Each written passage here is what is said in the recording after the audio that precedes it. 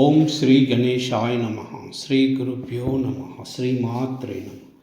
శ్రీ లలిత పంచరత్న స్తోత్రం బై ఆదిశంకరాచార్య.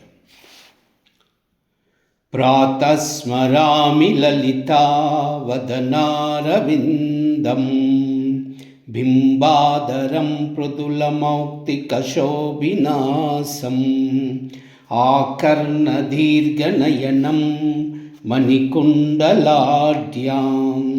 మందస్మితం మృదుమదోజ్వలపాలదేశం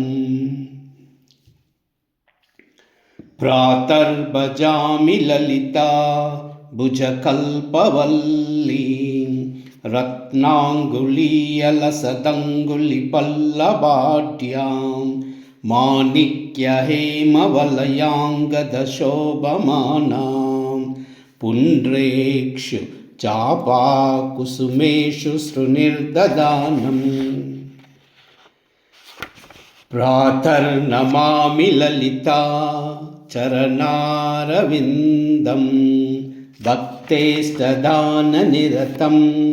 భవసింధుపోతం పద్మాసనాదిసురనాయికపూజనీయం పద్మాంకుశధ్వజసుదర్శనలాంఛనాఢ్యాం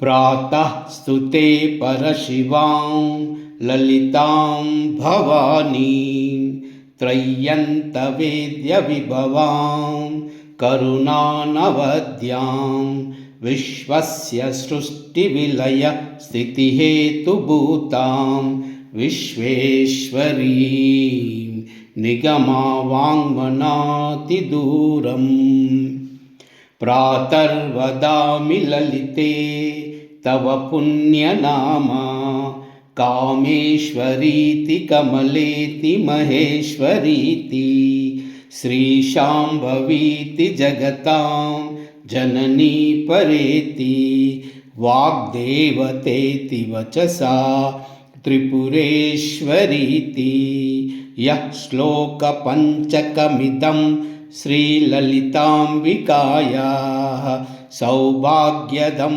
సులలితం పఠతి ప్రభాతే తస్మై దదాతి లలితా ఝటతి ప్రసన్నా విద్యాం శ్రియం విమలసౌఖ్యమనంతకీర్తిం.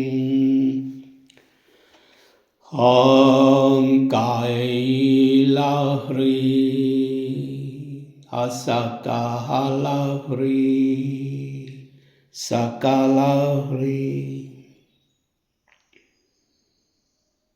కైలాహ్రీ అసకాలహ్రీ